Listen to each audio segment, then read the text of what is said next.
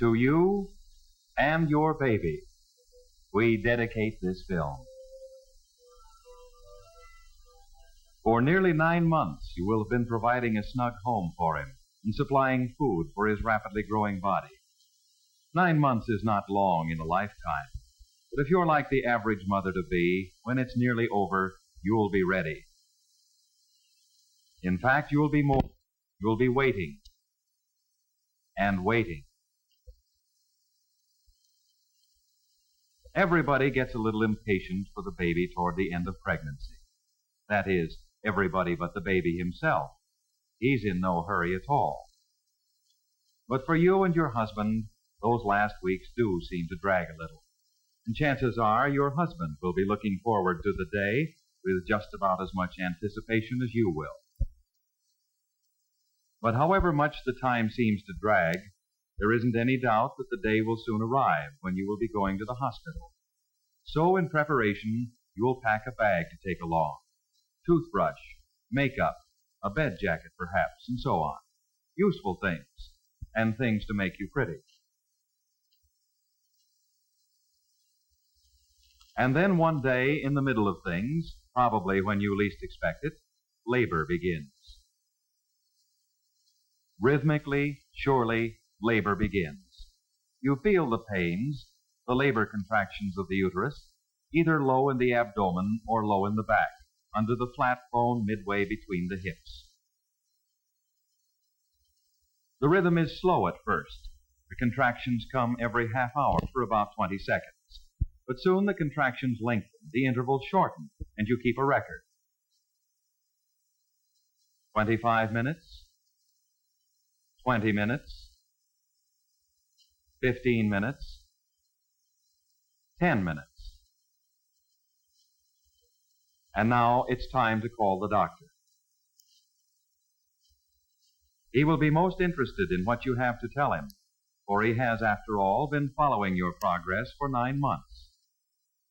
He will probably ask you whether you have any pinkish discharge, whether much or little, or a flow of water, indicating that the bag of water surrounding your baby has broken. And he will surely ask you how frequently the contractions are coming along. Any one of these three, contractions 10 minutes or so apart, pinkish discharge, leakage or sudden rush of water, or any combination of them, will indicate to the doctor that you and the baby are ready to go to the hospital.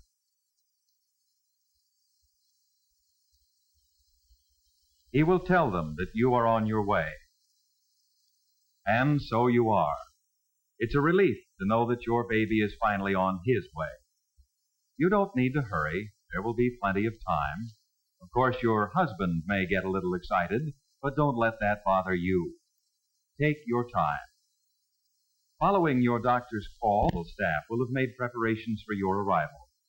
By the time you and your husband arrive, everything will be ready, and they will be expecting you.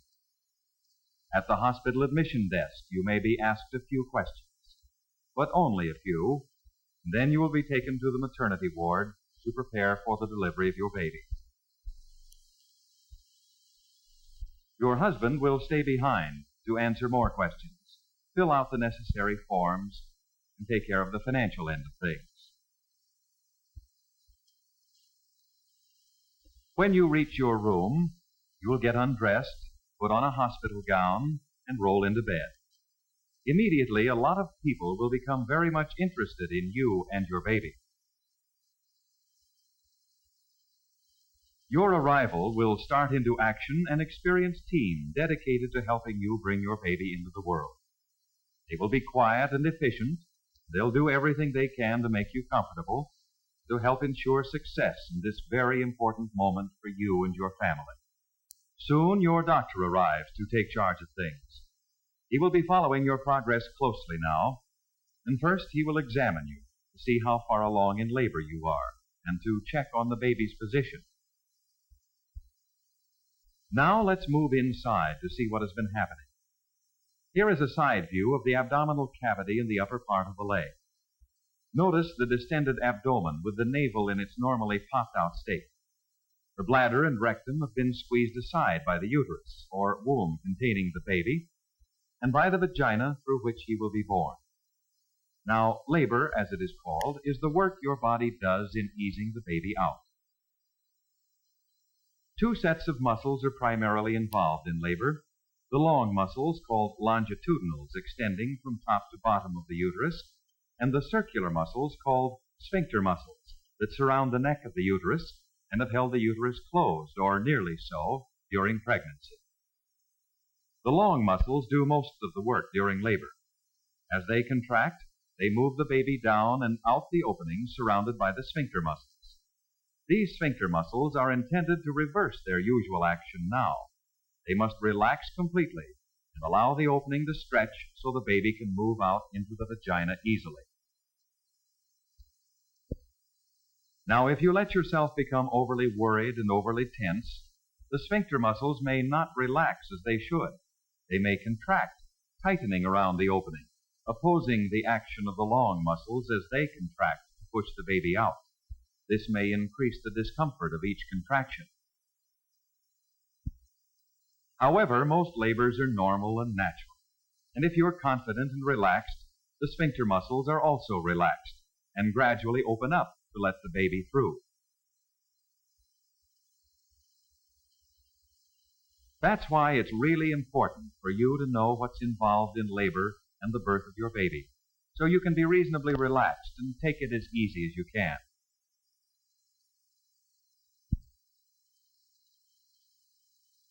After the doctor has learned all he needs to know concerning you and the baby, a nurse will shave off your pubic hair and give you an enema to help clear the way for your baby's birth.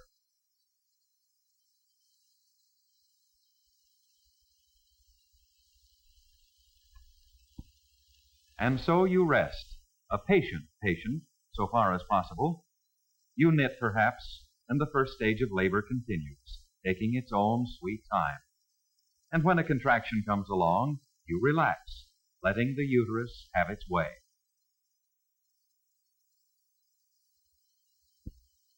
Labor is divided into 3 stages. The first and longest starts when the contractions begin, when the mouth of the uterus begins to open.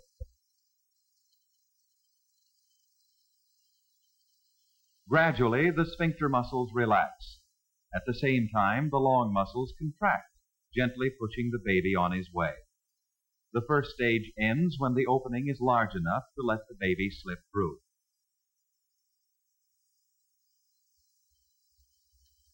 During the first stage, helpful doses of medicine may be given to you if you need them. They will relieve some of the discomfort that your labor will be causing you and give you a peaceful state of mind.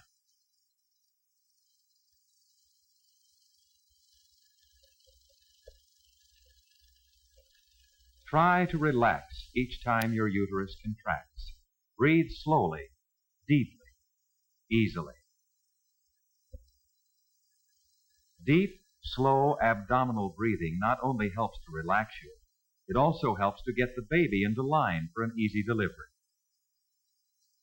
If your abdomen is held down, the baby's head pushes against the side of the uterus. He must make a detour to get out the opening. By breathing with your abdomen, you make it possible for the uterus to push forward at the top, to stand up so the baby can be pushed directly down through the birth canal.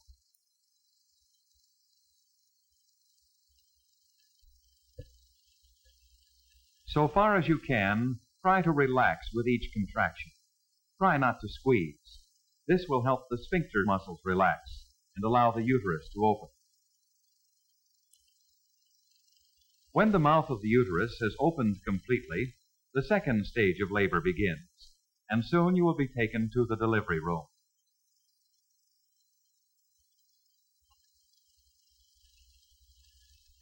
The delivery room is much like the doctor's examination room.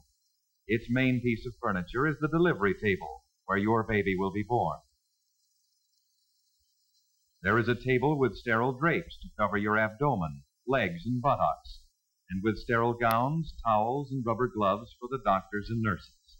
Everything is absolutely sterile to protect you and the baby. There will be sterile solutions to wash you with just before the baby arrives. And there will be a cord tie set to tie off the umbilical cord through which the baby has been getting its food in the uterus. There will also be various sorts of anesthetics.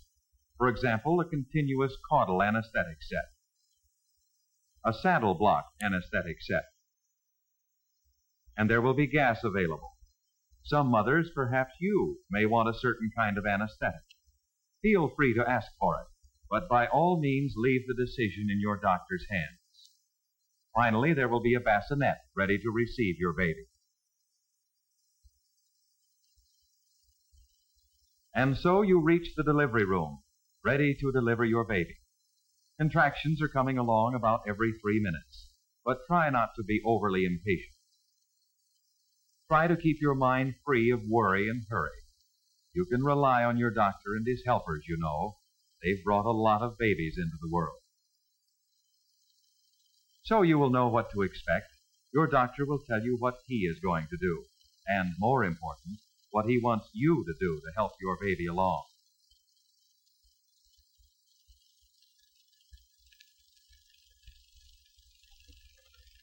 Now, what is happening inside your body?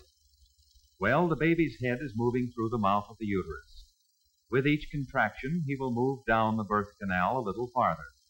And at the same time, he will rotate to face your back, rather than facing your side as he did before. In the second stage of labor, you will be told to take several deep breaths while the uterus gradually increases in the strength of its contractions. At the peak of the contractions, you will take another breath and hold it. In other words, you will push at the peak of contraction. With each push, some describe it as leaning on it, the baby moves along a little farther. Take your time. There's no reason to hurry.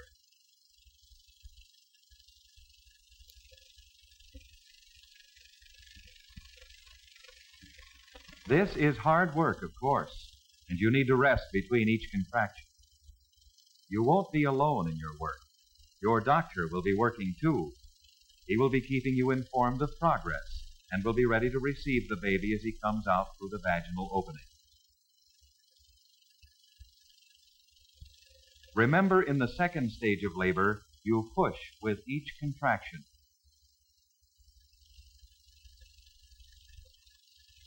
In the middle of things, with everything moving along well, you may suddenly wonder how the baby can possibly get through that small opening. Don't worry, you'll stretch enough. For 9 months, your body has been preparing. Your doctor will be there, ready to hold the baby's head and to manipulate him gently so his shoulders, arms, body, and legs slide out easily.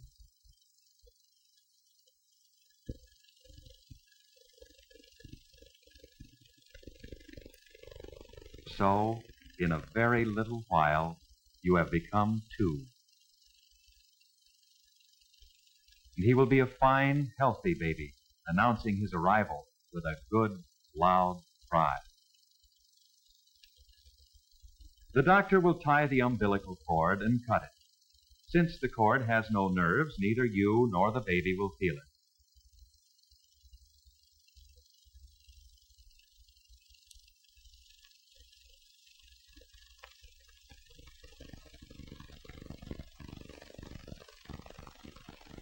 And now you can hold your baby. What a wonderful thing to give life to a new human being. And while you're getting acquainted with your baby, the third stage of labor begins. The placenta that has been feeding him begins to come loose. And another contraction or two discards it from your body in from 5 to 20 minutes. It is called the afterbirth. Your baby is born. The job is done. And when your doctor says, "Congratulations, you did a fine job," he really means it. Back in your room, you begin to realize how much you are going to enjoy your baby. He's all yours, every inch, every ounce of it. For you and your husband and the baby, it is the beginning of a new era, an era brimful of surprises and happiness. Doctor, dancer, lawyer, president. What will he be? Have you chosen a name for him? Don't forget to telephone the relatives. Are the announcements ready? Don't forget to get cigars and candy for the office. Ah, well, Father will take care of that. Now for a well-earned rest.